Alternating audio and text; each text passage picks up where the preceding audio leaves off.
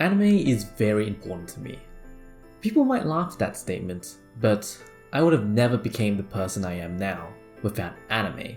I've always struggled by myself and never told anyone about my problems, but it was anime that let my chained self open up. It taught me many of the unknown emotions that I couldn't identify. It taught me how to express those confined feelings within me. Anime has always been the answer when I wanted to just break down all my walls and be absorbed to a relatable story. Anime taught me a lot, including how to cry like a little goddamn baby. I've always wondered why anime was so good at making me cry. I mean, yeah, sure, there have been games, non-anime movies, and other things that have made me cry, but anime has the record of the most make me cry moments.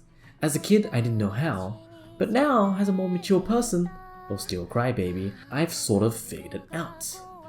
I'm not going to be talking about every single anime that has made me cry, but let me talk about a few, and show you the many ways anime represents this emotion known as crying, and even making you cry in the process. By the way, spoilers. If your heart just got tugged there, then you know the true feelings behind this song. This is Secret Base, the ending theme for an anime named Anohana. A classic when talking about animes that make you cry. The final scene of Anohana is one scene that I will never not cry every single time I see it, because it's executed so well. Exaggerated waterworks that clearly represent how much the characters are crying. The way the voice actors cry and crack their voices to really show how much pain these characters are in. The way the anime builds the narrative revolving around this one girl and sort of making that circular structure which allows other elements like flashbacks and sentimental value to be added to the scene. The way the scene is sort of played like it's the last ever hide and seek game, representing their friendship during their youth, but also still showing that they still have that youth from that time. It's all done so well. And this is massively accompanied with the ending theme, a song that you always hear right at the end of each episode, a time where usually something sad or emotional happens. To someone who has never watched Anohana, this ending theme might just seem like it's some cute girl singing. But with the knowledge of what happens in Anohana, the tone shifts. It now feels like a sort of mourning, that recalling of youth that you can never get back, that sense of loneliness. Every time I hear this song, I just get reminded of that last scene. I get reminded about how amazing Anohana was. I mean, just listen to how Menma says, "You found me." Menma! Mitsukeita!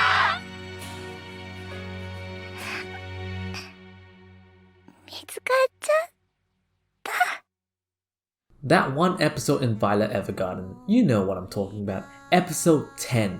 This is my favorite standalone episode from 2018. I can't even fathom the idea of how to explain how powerful this episode was. Violet Evergarden is about finding the true meaning of love, whether it's romantic, family, or friendship type of love. And this concept was what made this episode so emotional. During the episode, we are mostly seeing a story being narrated by the very young girl named Anne.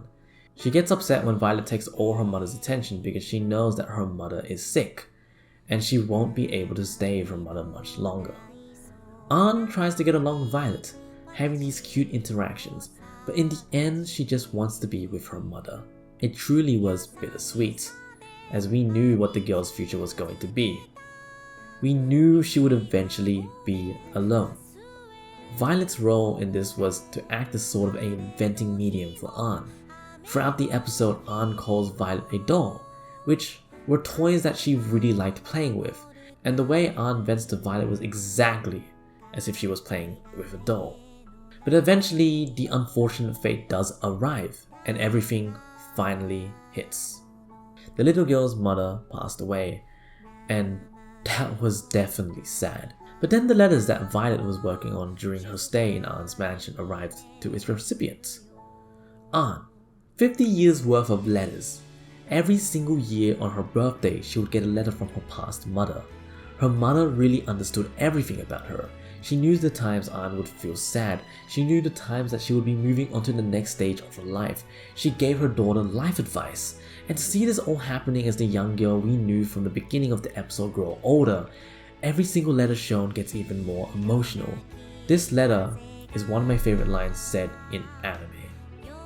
It's always okay to cry.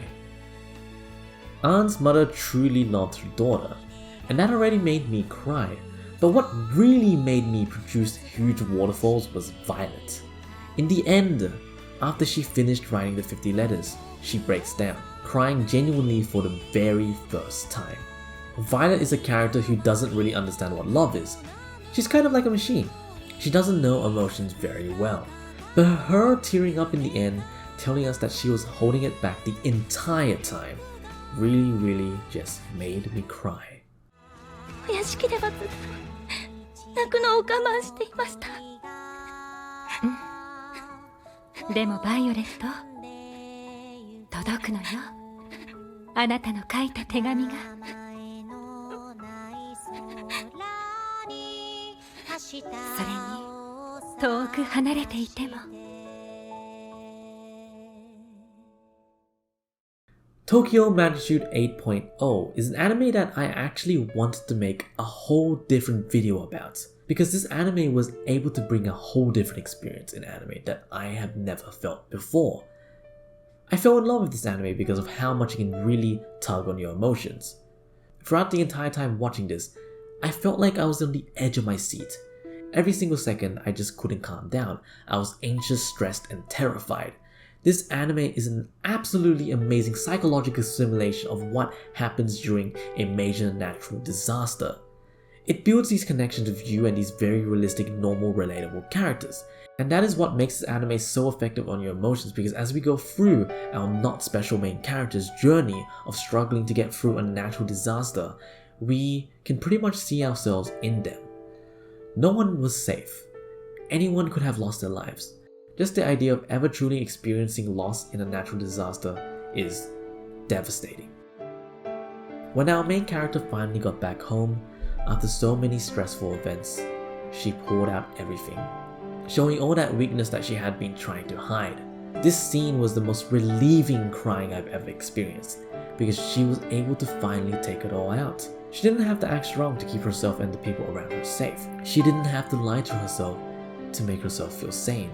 All those intense emotions I had during the entire anime poured out right at the end, exactly like how the main character poured out her own emotions.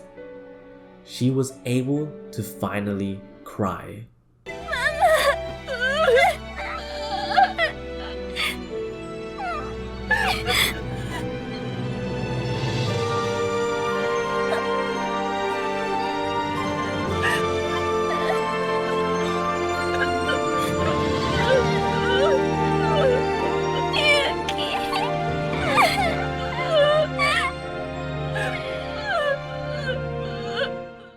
A lot of you guys probably don't know this anime at all, and honestly, I didn't visibly cry that much like the other 3 animes mentioned before, but I just wanted to say how outstanding this scene was.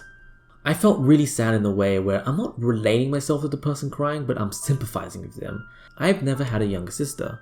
In fact, I've never had a young family member at all, but the way this girl named Fu reacts to finding out that her beloved younger sister lost her dreams because of the ramifications of participating in the hero work that they had to do was unforgettable.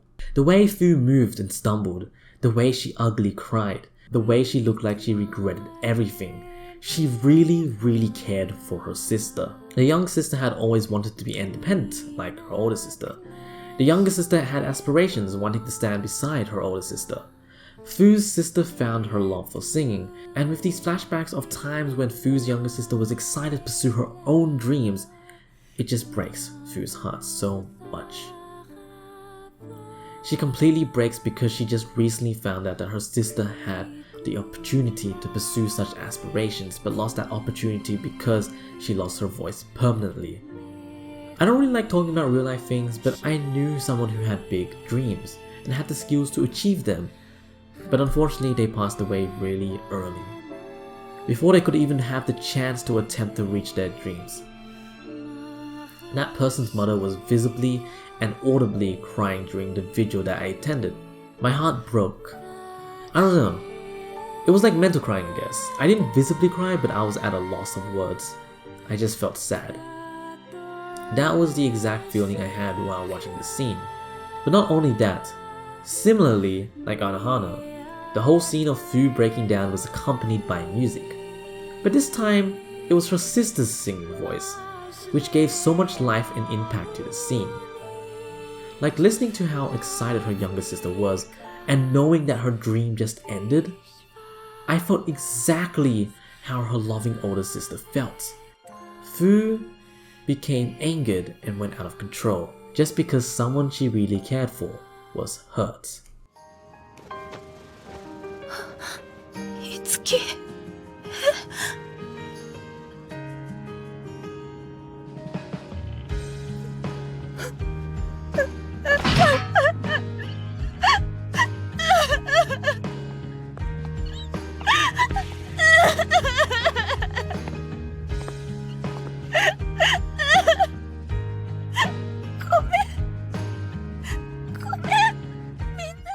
Finally, let's talk about the Horse Girl anime again.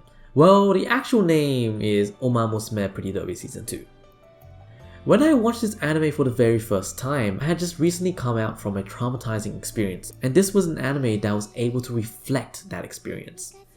It was very relatable because I've been in Tail's shoes. I will never not cry no matter how much I see these two specific scenes. Tail was a hard-working character.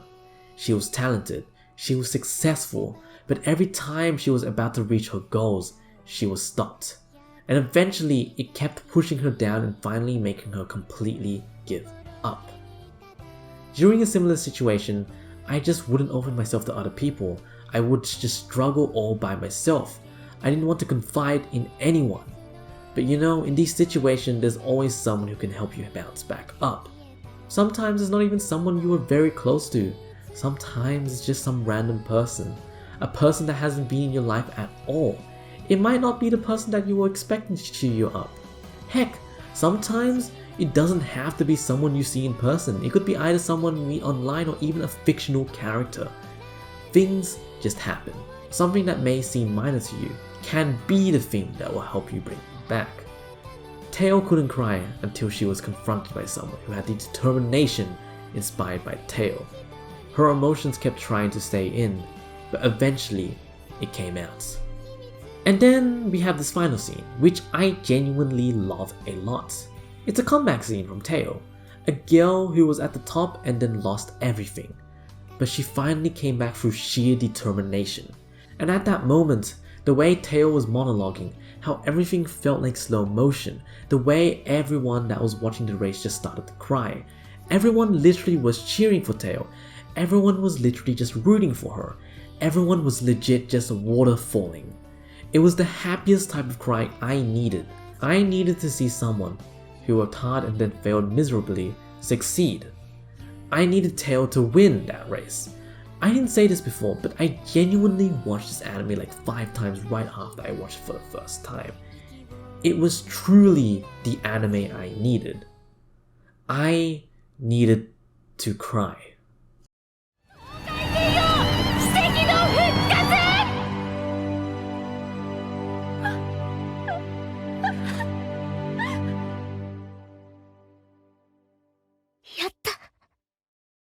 There were so many other animes that I just didn't get to talk about because of time restraints.